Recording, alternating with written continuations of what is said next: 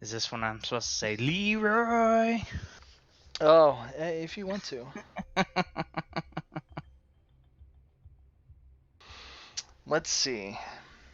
Getting on with Sylvin's thing. I have to say, you didn't give me a lot of backstory to work with, so yours feels largely ineffectual. Hold out. Rip. Yeah, I didn't make a He's whole lot of guilty. backstory. But we'll try it anyway. Okay. Just have him kill somebody else who's actually guilty of murder. What? No, he's guilty of murder. Have him kill somebody else so we know. It is oddly very impersonal, though.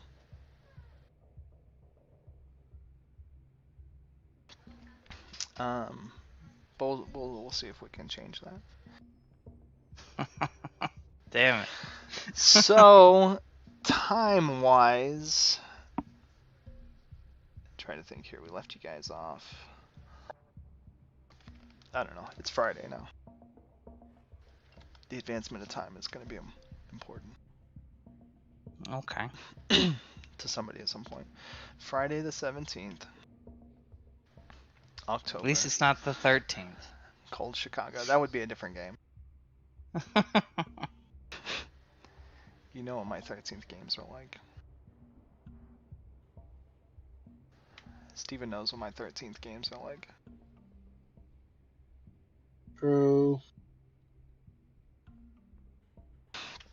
For redemption services, it's a relatively quiet Friday. And to reflect that, most of the group, for individual reasons, other than as of late, feelings have been building up and certain tensions, and maybe you guys You aren't have completely. You're roboting pretty hard, guy. It's electrical interference, Yeah. not internet. Right, yeah, it's getting weird. That's solar stuff going on. Yeah. Well, it's fixed now. So your solar winds are gone.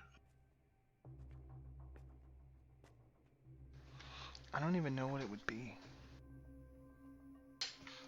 Okay. Maybe your headset got too close to your phone. We'll see if it happens again. So on this particular day, maybe a little more than others, you guys have distanced yourself from each other, giving each other space.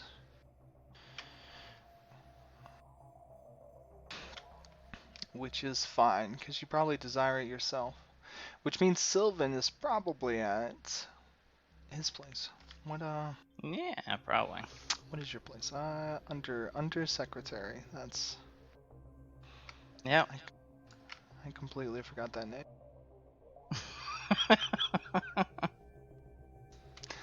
Undersecretary. That little gem. Okay. In his spare time, I imagine Sylvan does a lot of studying, researching, book stuff, or training with your axes and stuff, right? You gotta stay sharp. Yeah. Of course. All right.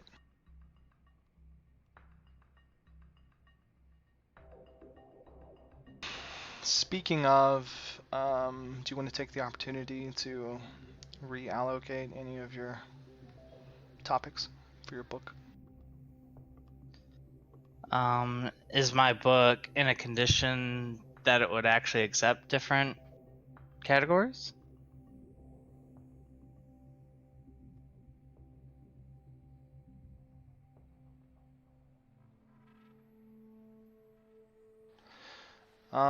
Yeah. Yeah, it does. What are they? Currently, spirit, fae, vampire, dreamscape, beast.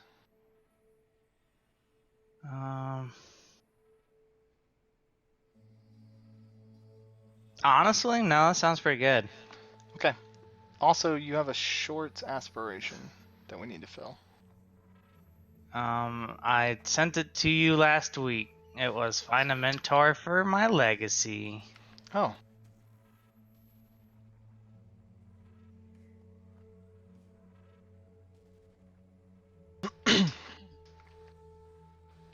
Did you pick out a legacy? Is there a list of legacies attainments anywhere? Like, because I saw just that one version that is updated. I don't know. We'll have to make up our own. That's probably more fitting anyway, story-wise and for you. Okay. So I guess you need to get an idea of what you want your legacy to be like, so we can design it. You need to get a theme. I need to get a feel of what power level is for what level attainments and stuff. Too. Well, I mean that doesn't change the theme of the legacy that you want. Well, that's true. Okay. All right. Sylvin studying. It's a Friday evening. A quiet Friday evening, researching, I don't know, spirits. Okay. As you're studying, researching,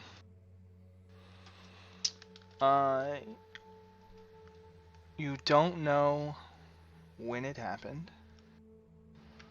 or if it happened, or maybe even entirely what happened. But you guess maybe you dozed off. Maybe you're dreaming. Okay.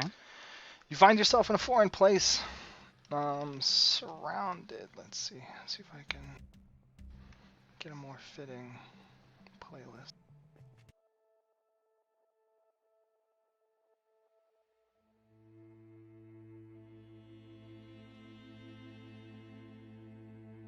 A blank page. Yeah. Your dreamscape becomes that of a blank page. Everywhere you look, it's like parchment stretched before you. An interesting place. You seem to be having a waking dream. You're very conscious of this. Obviously, you're not awake. Okay. But again, you don't recall falling asleep. But then would you, if you were asleep? So because I'm a mind mage, I would know of dreamscapes and how I would be able to manipulate my own dream.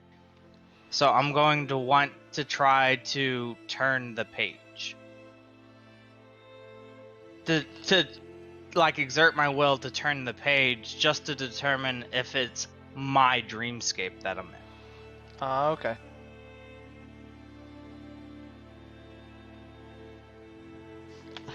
Okay. And that does not happen. What? Oh, SpaghettiOs. Turn that down just a bit. The page does not turn, but then ink begins to flow. It splotches out on the empty parchment as if dropped from somewhere, some celestial body. And as it soaks into the paper, it spreads. And it begins to create lines and definition and shapes and images. And the ink splotches quickly grow and redefine themselves into a cityscape.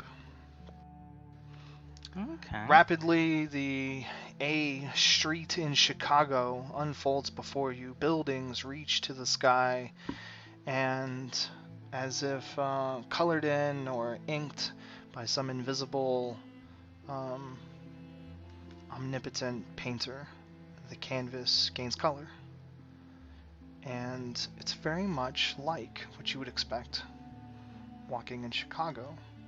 except faint hints of the lines of the texture of the color remind you that you're in a picture or a book. Okay. So it feels like it doesn't feel like I'm 2D. Like it feels like I'm in Yes. a 3D space. 3D Okay. space. Neat. I will look around to see if there's anything out of place that isn't just like small inaccuracies because it's a drawing. Like if it's something that I know should be in a thing and then it's something different. Okay.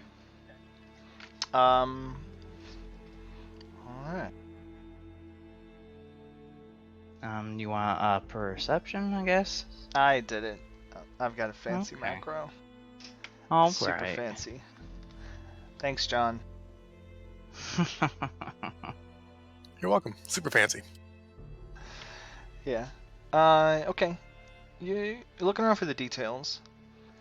Maybe you're just unfamiliar with this sort of street, or if there are any nuances that are out of place, maybe they're so small or so particular you wouldn't notice them.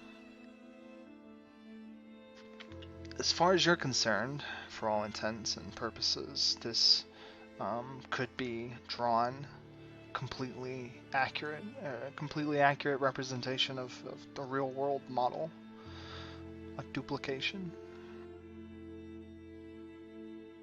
Okay. Alright.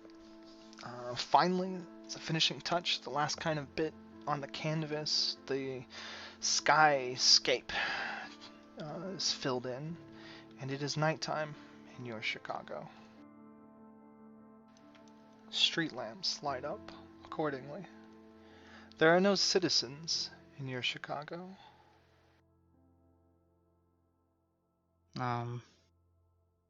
Do I know where in Chicago I am? Like, am I near the headquarters? Or am I near my PA office? No, it's somewhere in Chicago that you're not entirely familiar with. Okay.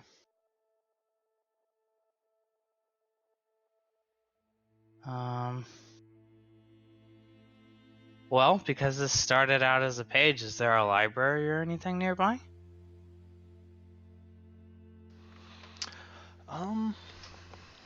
Sure. Yeah. I would head towards that. That's a great segue. There is a nearby library. Alright, you head towards it. You notice on a plaque on the library near the doors, it of course says library, but it says the hours of business are like 9 to 5, of which it is already past. However, you notice that the front door, a set of double doors, rich wooden doors, is ajar. Well, sounds like it's inviting me to go in. So I'm going in. Now I'm gonna throw up some mage arm. Before or after you go in? Before I go in. Alright.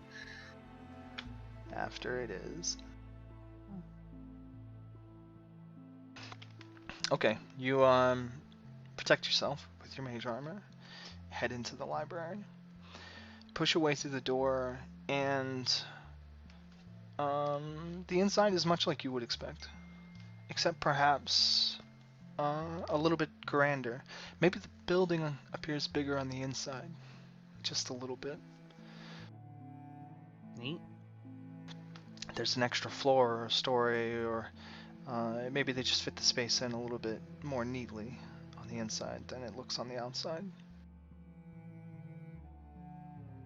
There are, of course, bookshelves and books and desks and tables and chairs and everything you would find in a library. There's a sort of receptionist area in the front, a counter where the librarian, yeah, I guess the librarian would be the person. Okay. Would be. No one's there. Are there any lights on inside the library? Yes, there are many small electric lights. They illuminate the place, give it a soft, even glow. Are there any books already like on a table or a desk set up that look like they were being read?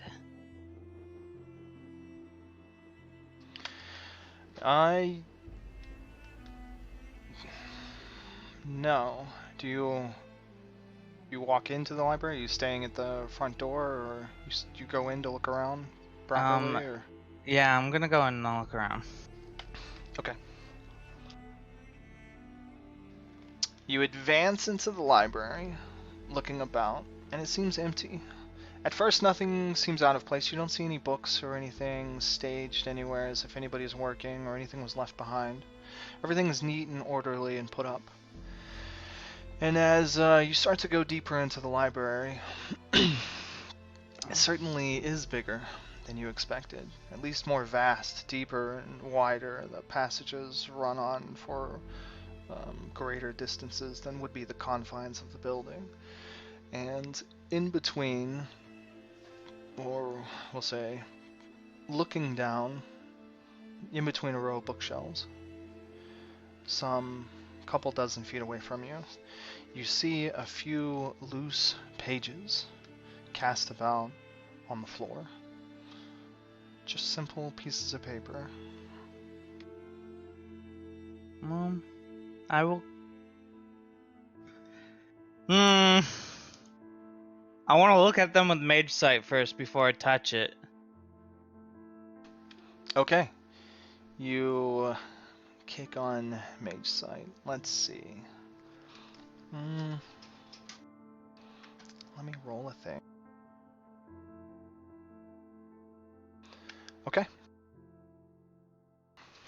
And if it doesn't look insidious, I will start to gather them. All right. Group them together. You activate your Mage Sight and you look around. And as you look around, everything around you softly illuminates with a tinge of magic. And with very little scrutiny, the pattern, the resonance of your surroundings become obvious to you. They respond to you. They illuminate to you. And you immediately recognize this thing to be your artifact book. The whole thing. Cool. The pages on the floor, the carpet that you walk on, the tables, the chairs, the books all around. Every piece of this place is some article of the artifact. Cool. Except for the blank pages.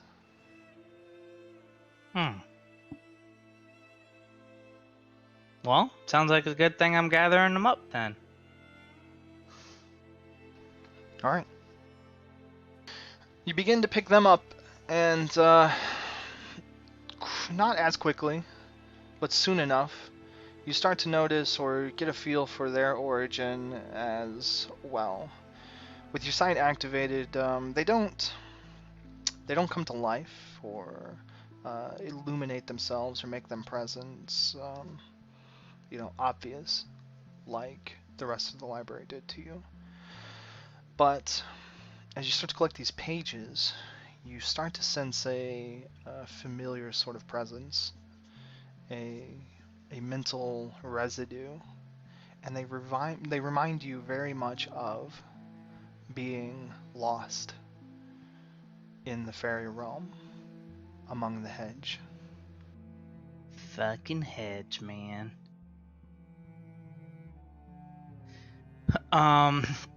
Is there any, like, there's a mental residue on them? Is there any, like, alien magic on them? Like, is there any fairy power behind on them?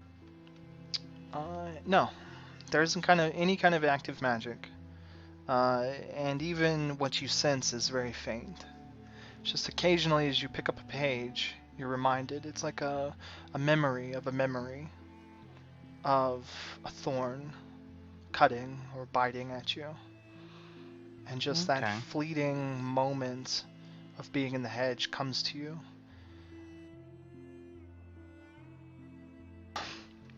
As you go to the pages and you begin to pick them up, you notice more. And you pick up a few of those just a few feet away. You kind of come to a place, an intersection in between, where the rows of bookcases open up. An avenue that runs between them. And some pages are sprawled out there as well. And easily enough, if you move to gather each set of pages, and a page here and a page there, you get the sense that they're leading you somewhere. Okay. It's almost like a trail, more than just a bunch of random scattered pages all over the place. Well, I still have that mage armor up. That's right. So, you must be nearly invincible. I will be on edge, though, because I know, like, yes, this scenario is my artifact, but then this is something foreign, and from what I remember, something that is disorderly, essentially, where everything else is orderly, so it's going to it's essentially going to rage against the machine, right? It's going to want to make the order disappear. That's why my character is going to be thinking about it. So it's expecting resistance on where it's going, because it's being led with this thought of being lost. All right. So, I suppose I am also going to augment my mind and try to get as much resolve going as I can, because I do not want to fall into that mindset again.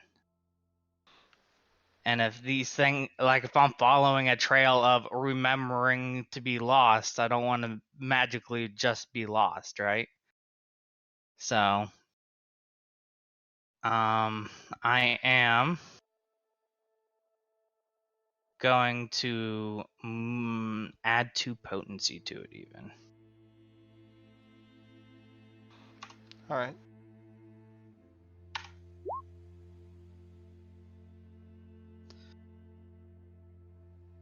And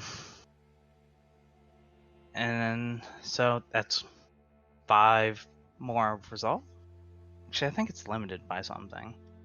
Like, I don't think I can go over 5. I think I just have 5 resolve. Increases to your stats via spells are not limited by your Gnosis limitations.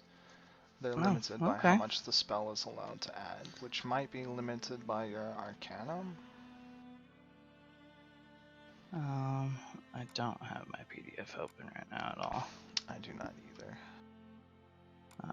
Give me 1 second.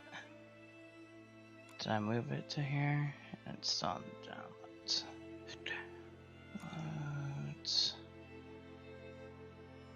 Mage.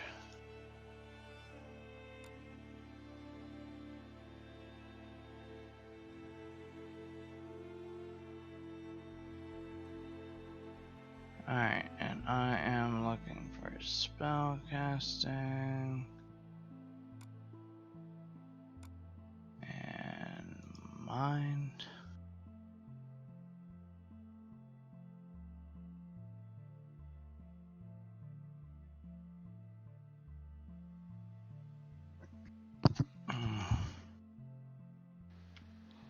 No, it's just the potency of the spell. The spell cannot increase the subject's attribute above her normal maximum allowed by her gnosis. Oh, hey. Your spell sucks. But I can add 2 reach and spend a point of mana and then make it go above. Oh, Which I'll there it do. is. Oh, of course it's a reach thing. Oh, that makes sense. So I'll spend my 3 reaches on 2 of them allowing me to break the limit, and then 1 reach will go towards advanced duration. So it lasts an hour. Okay. And so, primary Alright, factor being minus 1 potency. mana. What is this going to give you? It's 5 potency, because I added 2. Like, the primary factor being potency means I have 3 potency. Then I took a minus 4 to get 2 more. Okay. Alright. Sounds good. And I used the Mudra as my yantra for that guy.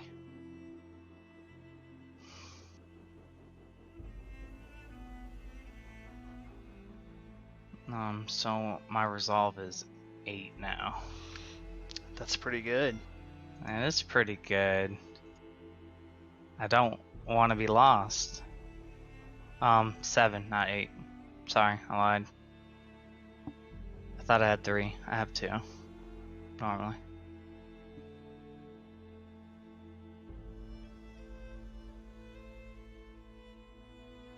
Alright, but I steel myself and then I will continue on the path that is being laid out to me.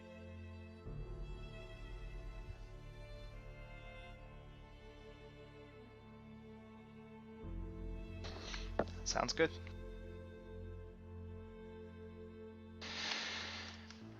Alright, you advance further into the library, following the pages. And you collect maybe another dozen or so. And so you have a few dozen in your hands when you come to an odd section of the library. It's, I guess, like a little clearing. There's some bookshelves that are missing, creating a little void amidst them, and which seems a little out of place. And here there is a desk. And the desk has a collection of books, papers, and scrolls spread about it. And interestingly enough, there is a candle burning at the desk. Okay. Does the resonant seem different here? No. I will approach the desk and try to figure out. I mean, it looks like someone was recently working on something. I want to see what it was. Okay. You do that. As you approach the desk, there's a couple of things that catch your interest. One, whoever's using this desk, they're still penning in a quill and an ink bottle. There is a collection of pages, much like you have already gathered, of these foreign blank papers. The intruders that do not belong here. And it's stacked up, and there's probably, impressively, 100 to 200 papers collected and neatishly stacked off to one side of the desk. The books that are scattered about, you can't read the titles, and you find that not even all the books, at least half of them, don't even have titles on their spines or their covers. So you don't really know what they're about. The last thing is that there is one large piece of parchment, and it has a scene, a drawing, half finished. Black inked lines and imagery coming to life. It's partially colored. It's very much the same style of art that grew up around you when you first came into this place. Okay. And as you study the desk and you take in all of these pieces of information, a voice comes from behind you. Oh, you are here. Finally. I was wondering how long before we would meet. I will turn around and look for the origin of the voice. It is a frail, thin figure of a man, clad in robes, much like a classic wizard. He even has the large, pointy hat that's leaning over lazily to the side, and his face is just shrouded with long, gray-white hair spilling from under his hat all around his head. He has, a long-grown mustache beard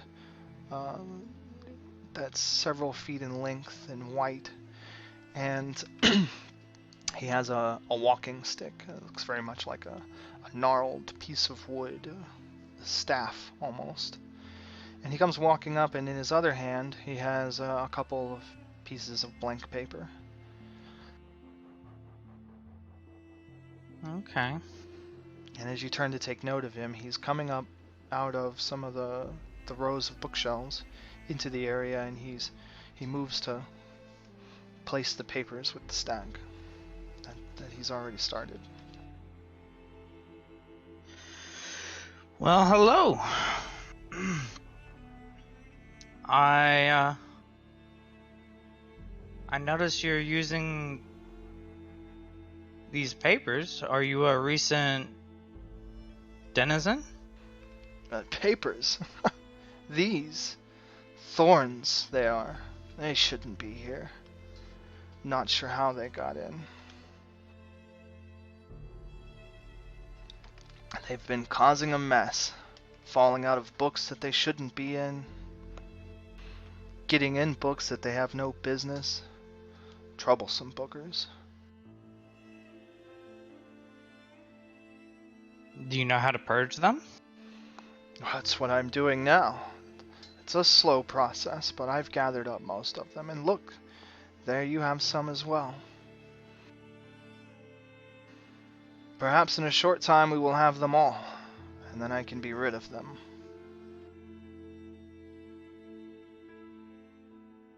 Am I capable of using mental scan to pinpoint like all of the pages, since they have a different, since they have a mental residue stuck on them, presiding on? Let's see. Because mental scan allows me to see surface thoughts. You know what? I'll say you also have space, right? Right. What dot is that? I guess it doesn't One matter. I'm dot. happy with one. That's fine. Yeah. Okay. So with your connection to space and your what is that? Spatial map or spatial awareness or whatever spell. Yeah. Yeah. I'll say you can do something like that. You can kind of broadcast out and map the location of many more pieces of paper hiding in various spots. All right, and I will say, well, I can pinpoint all of these pieces of these thorns, you call them, and I could gather them all to the same location. If that would help you deal with them. Yes, I believe it would. And I will go about collecting pieces of paper that look foreign to this place. Okay, he will accompany you.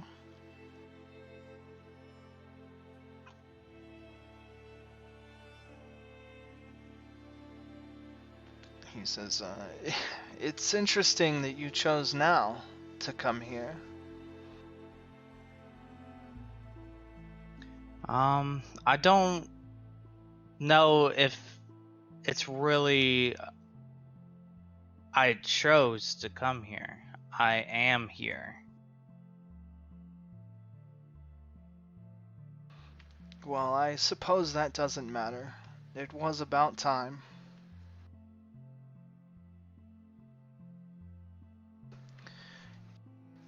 You must have many questions. Have you figured out where you are? From what I could gather, I am in the artifact that I have in my possession. And you are that artifact, from what I can tell. Oh, well, yes and no. The Arc Librum, that is where we are. The Tome of All Knowledge. However, I am just its curator. A interface, I suppose, between the library and its user. Alright.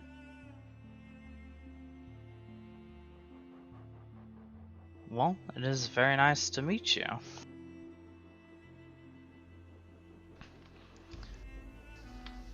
We will see about that. Oh?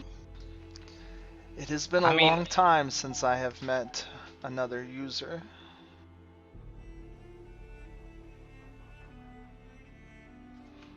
The last one was decades ago.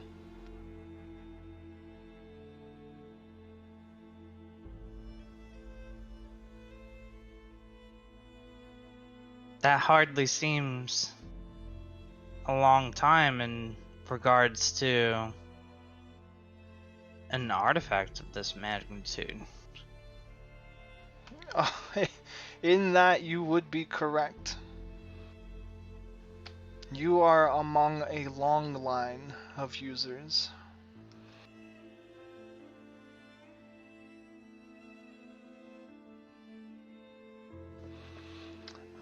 As you guys talk, you move through the bookcases, gathering up the papers, and in no time at all, really, you feel like you've collected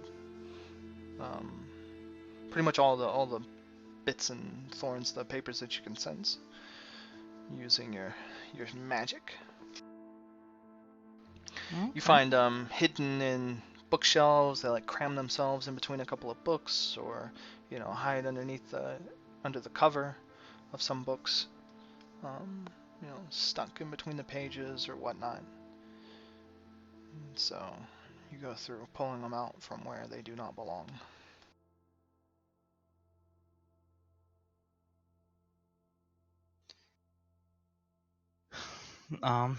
Well, once we grab the final one, I'm just like, that is all the ones that I can detect. How do we go about fixing this? Oh, easy enough, of course. Simple magic is undone simply. We will use fire.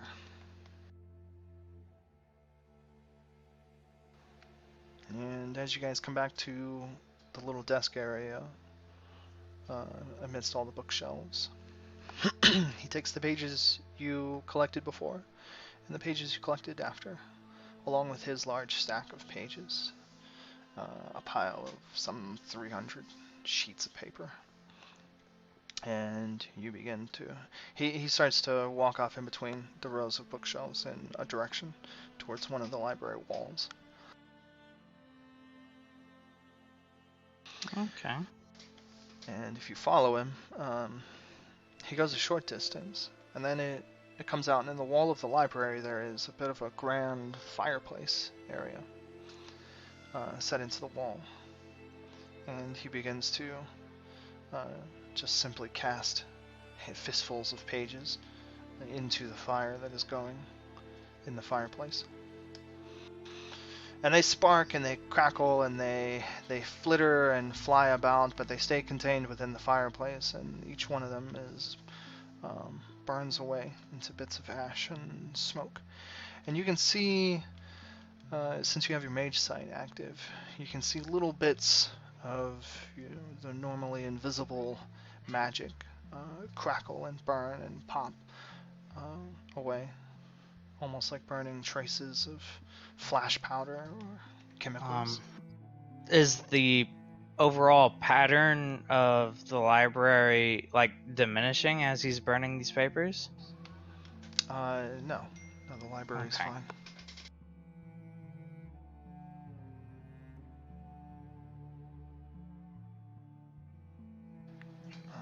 Give me 1 second. Alright.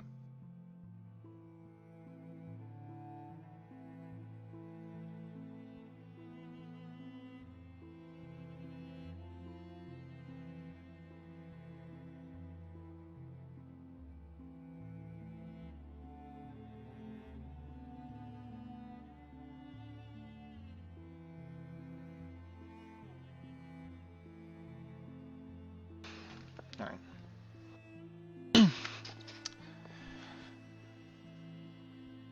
Okay.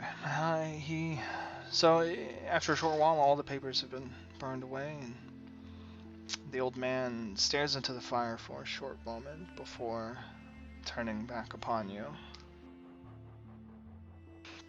He says, well, your visit should be about us getting to know one another. Let's make that so. Well, I have told you a bit about who and what I am.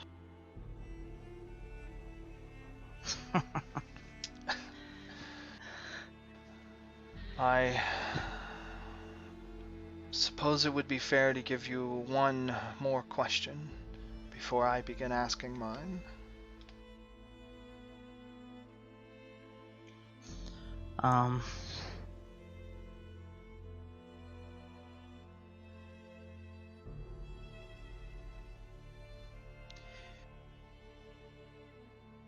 I believe I will hold on to that question, allow you to ask yours first.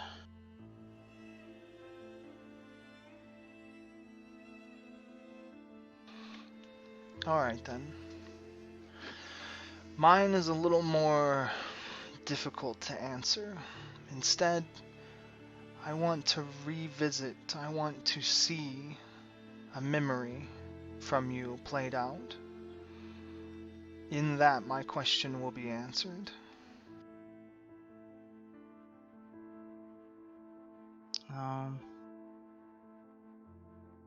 That I can do for you. Is there a specific memory you're looking for? Do not agree too hastily. Every time you pick up the book and you read, the book reads as well. As you stare into its pages, it stares back into you. And in you, we see a question. What happened?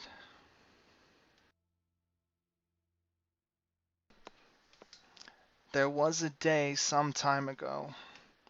A dark thing happened to you. One whose effects, whose crime you still live under. A shadow plaguing you. All of those, the events of that time are unknown to us. And we, myself and the book, would like to see them played forward.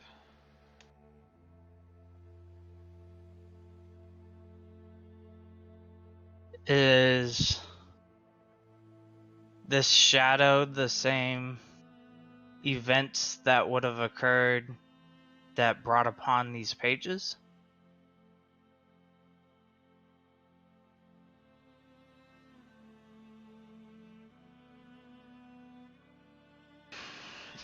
Sorry, kids are bothering me. I'm looking for purple things. Purple things? The purple haze? He says...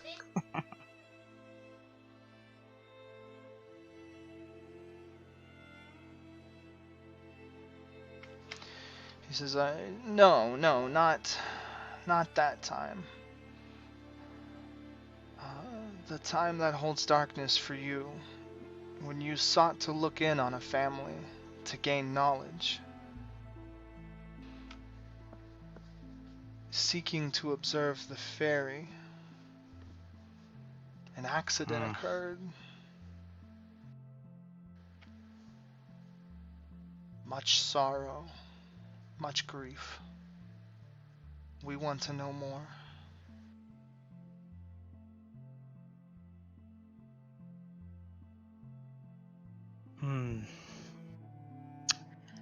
I would like to use that question right now. Why would you like to know more?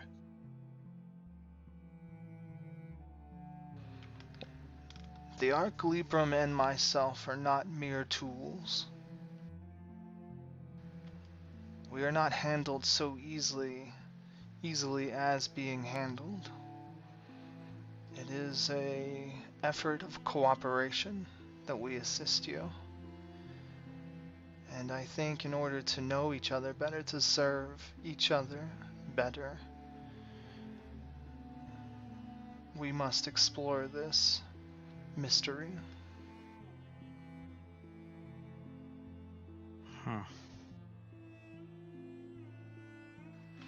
Also, there is knowledge to be gained. Like begets like. The Arclibrum is powerful. Learning knowledge can lead it to other knowledge, things that would be unknowable otherwise. By learning what we do not know through you, we can see things you could not have known then. Like pulling threads in a tapestry.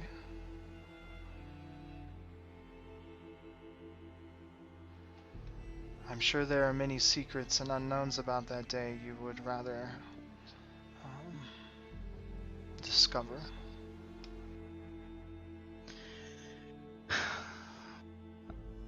Alright. And instead of just trying to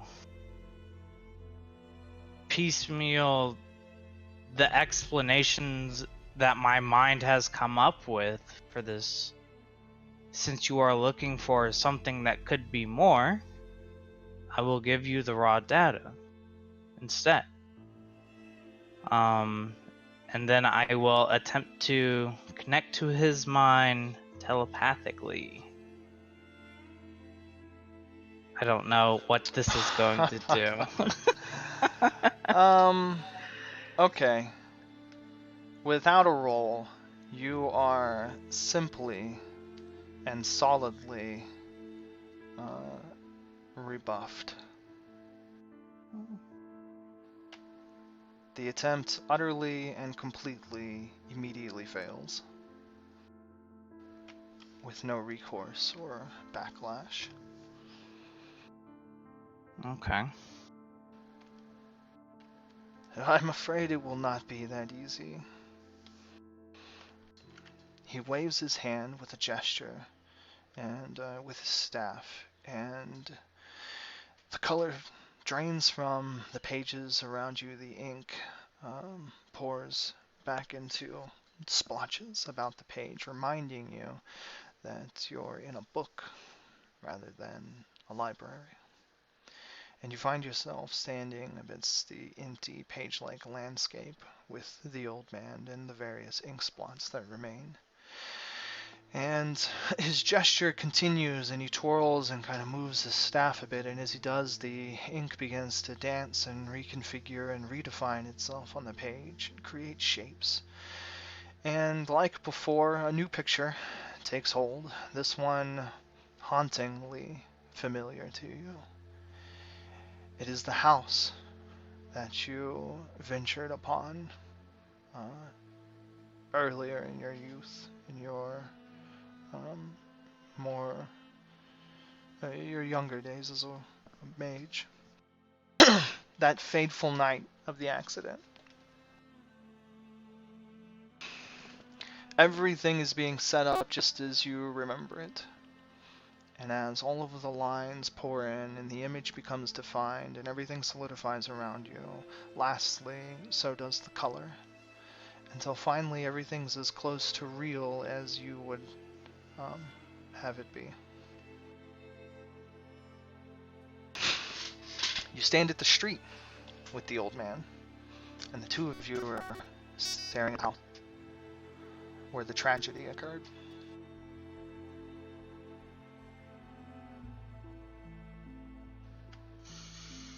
Can I see myself in the memory, or am I standing where I was standing in my memory?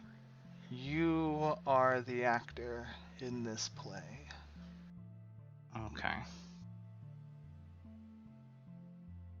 This is gonna be disgusting.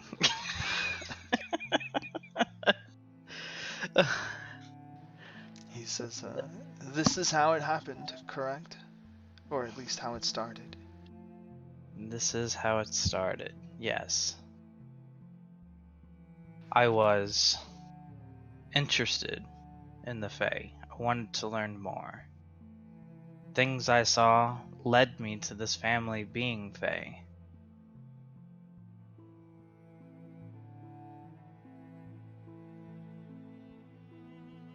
So I was attempting to study them. Alright. As you talk, you see a motion in the sky, in the stars, in the nighttime scenery. You see faint imagery tracing across the sky. It's as if someone is writing in a calligraphied style. And the words are as a written documentation or paraphrasing of what happens. It's as you talk about what happened and why you were here, so too do the words say. And Sylvin come upon this house seeking knowledge of the Fae. And he goes on to describe the incidents.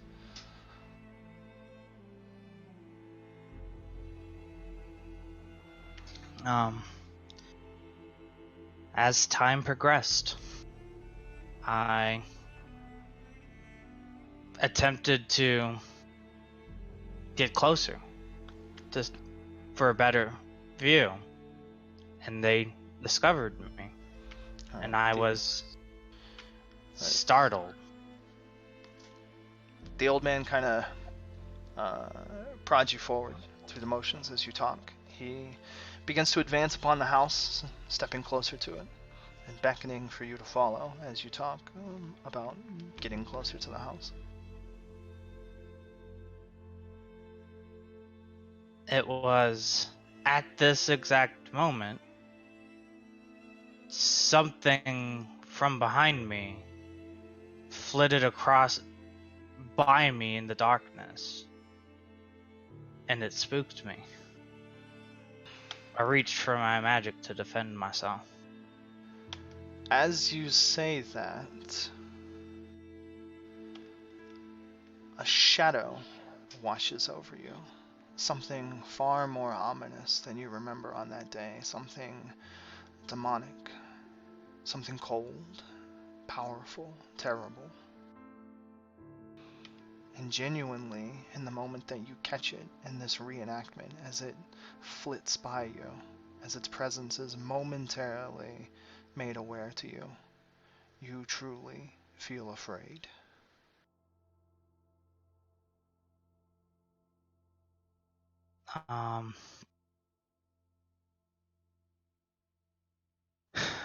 But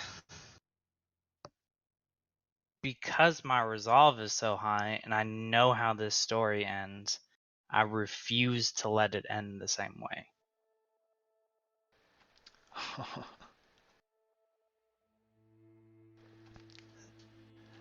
Is that you telling me or the old man? Both.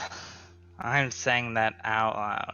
I won't say the resolve part out loud, but Sylvan will say, I know how this story ends, and I refuse to let it end the same way.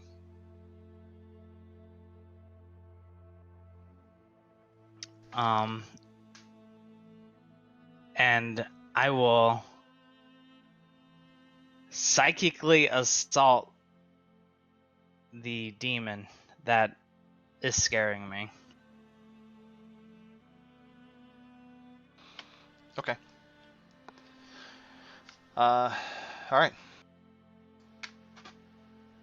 Roll.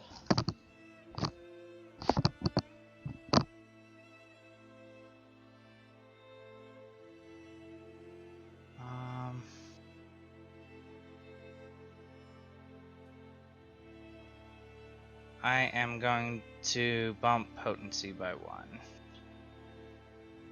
and use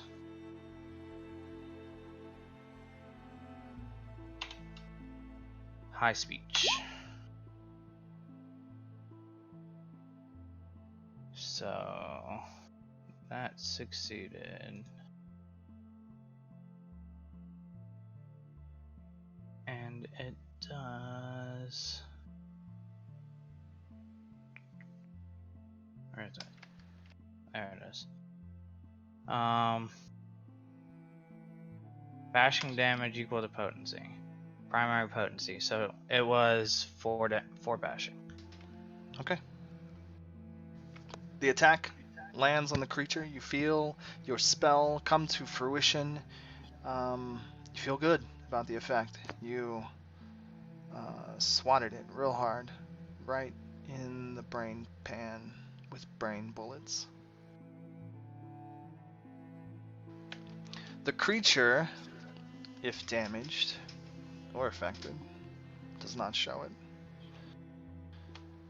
And again, in that momentary contact as you reach out at this thing, to strike it, you feel that cold, terrible power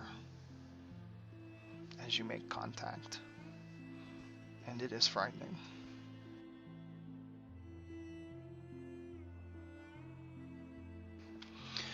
The entity, although mostly invisible, moves into the house. Under your mind sight, you can still see it. Strangely, almost as... Well, let's see. No, yeah, as you would sense any other mental being that is real in the world with you. And as this thing moves into the house, the entity, the presence, you see from the outside the lights inside the house go out.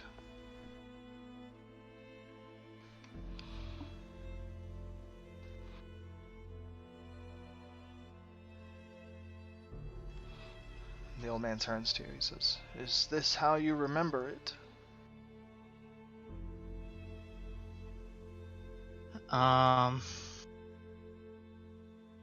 No, not exactly. There was something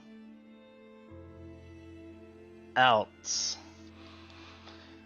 The first scream pierces the night air.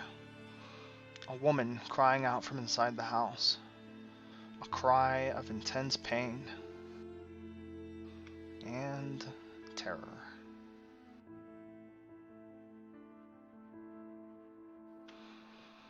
As your attention might be on the house or what's going on inside in the darkness, the old man has his eyes fixed on you.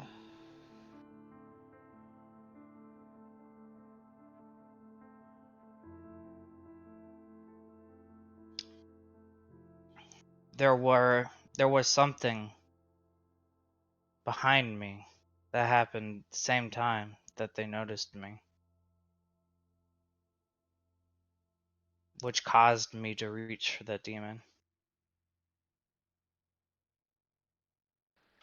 The first cry dies out into a gargled mess of a scream as the woman seems to be dying or choked out on something wet. Another person cries out, this time a man. It's a cry of pain, intense pain, agony. You can only imagine how he might be being bent or broken to cry out in such an ungodly manner.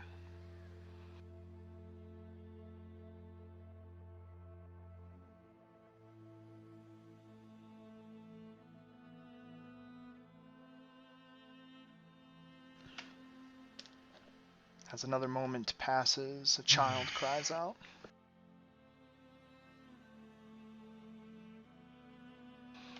No, please. And then the child cries out, just as its parents did. The creature inside has slain them all. Is there a reason that you had to let the travesty play out again? Not just the cause of such? Oh, I told you, knowledge is connected.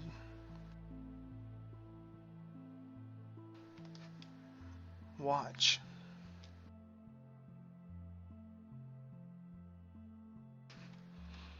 Flames begin to kindle and spark inside the house.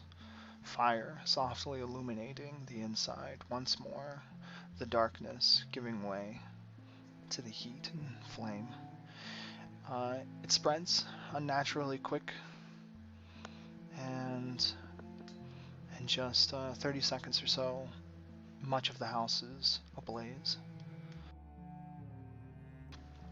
You sense the presence, you see the creature flee into the night, and it becomes no more. As the house burns and the smoke climbs into the sky, the old man begins to walk off to the side of the yard and around to the back of the house.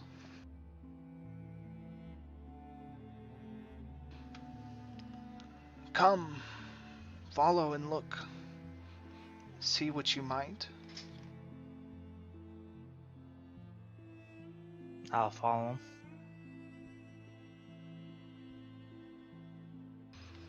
With a grimace upon my face. Not happy. You move around to the back of the house where your attention might be focused on the more concerning imagery. The house ablaze beside you. But the old man is intent on something else. And as you begin to around more of the house, he's heading more into the backyard than anything else. The night has cast a shadow on much of the landscape, and it is covered in darkness. But as you guys walk further into the backyard, you notice a row of bushes. It separates this yard from the yard beyond it. And here in the bushes, in the darkness, the man walks out just to the edge of the shadows, and he stands staring into the blackness, away his back to the flames.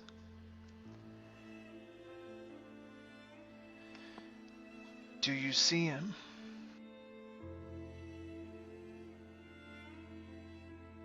I'll look for him.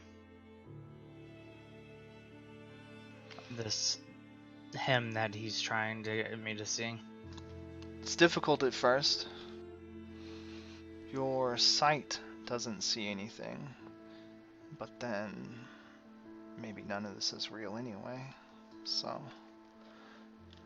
But then something catches your eye. The edge of a form, the trace of a silhouette, and the figure becomes noticeable to you.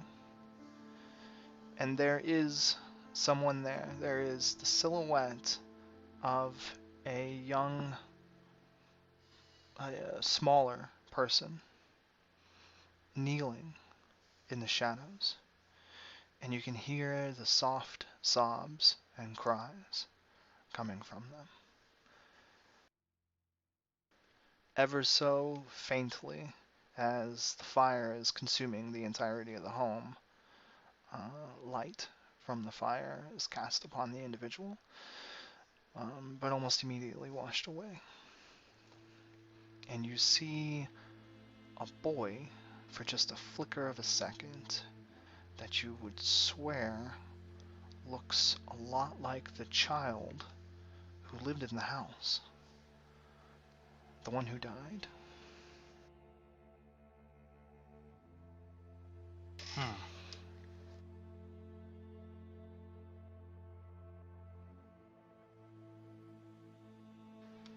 The old man looks to you. See? This is the truth. Knowledge you did not know, but knowledge I can see.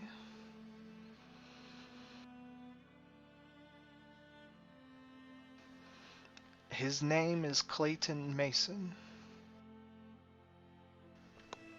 He is the son of that family. And he did not die on that night.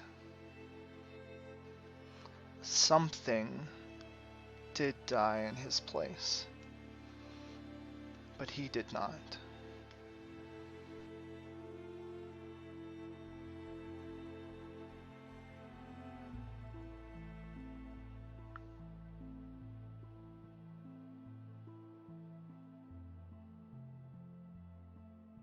That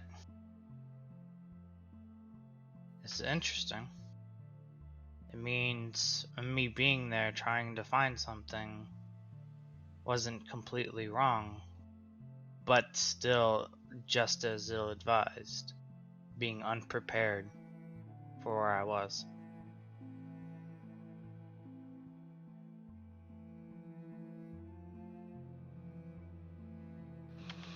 The old man once again begins to wave his walking staff around a bit, and the colors disappear. The ink coalesces into just a few puddles. The imagery is withdrawn and taken away. And again, you're standing in blankness.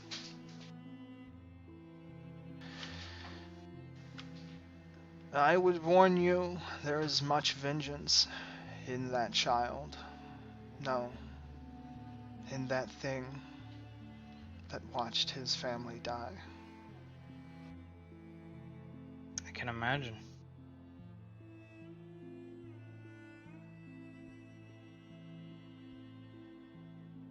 Do you know what that thing is?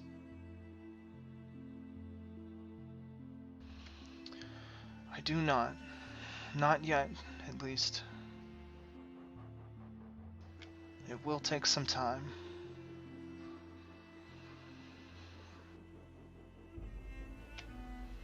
We have traded questions, and you have obliged me mine, as painful as it might have been, and so I offer you now a gift. He picks his staff up and lightly stamps it back down onto the ground, onto the parchment underneath you, and the ink explosively comes to life. It almost comes off the page as it rushes towards you. It begins to climb and swirl and go all about you, and you feel strings, strands, streams of ink pour into you and on you, covering you in blackness. And then you soak it in. It becomes a part of you. It goes into you.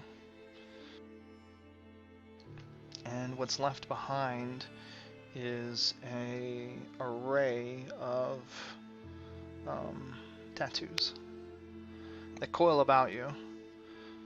They start at like the wrist, and as they coil around the wrist, it elongates and stretches, and it slows in its coiling, and it goes about your arm and your chest, and you'll find that these tattoos run over most of your body, at least sparsely.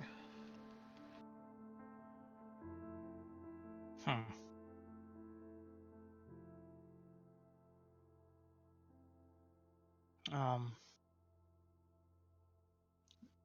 I appreciate the gift, but what does it do? What fun would that be? I'm sure you will figure it out. You and I and the Arclibrum, we are closer this day. And that connection you will find useful. We will have other meetings. I look forward to them.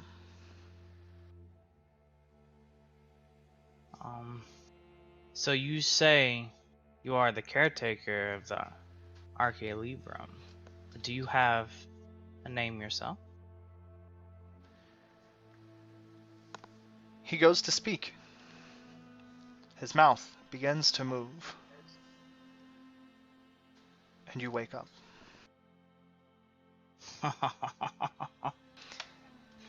You fell asleep over the book. You were studying something.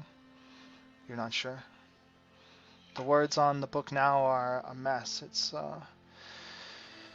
It's this chaotic string of words, of letters, not even words. A language that's incomprehensible, but you recognize it as powerful. Something a lot like Atlantean. Something that you cannot grasp or understand. And that's when you see the tattoos. It's as if they run off of the page and right onto your skin. And then, as you pick your hand up and you look, you indeed have the tattoos that you gained in your dream.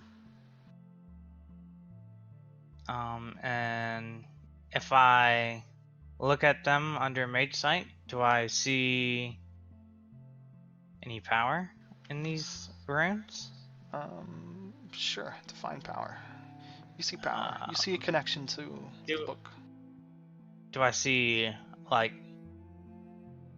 if I'm looking at it under mind, do I see, like, the power of mind in them? Like, do I see the power of space in it?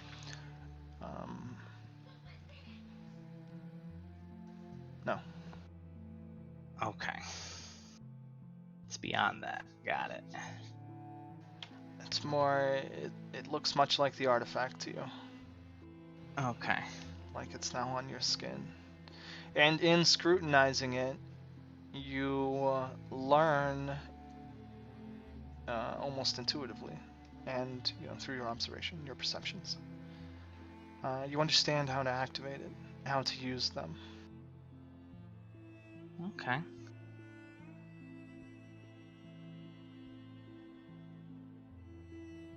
Okay. In curiosity and naivety, maybe, you activate this newfound power. The tattoos swirl about you. And as much as you have questions, you are flooded with questions. You feel a connection to something else. To the book. And the questions that are coming to you are more like a series of queries. What do you want to know? And in that, you choose something. Anything, spirits. And you find yourself flooded with knowledge, with words.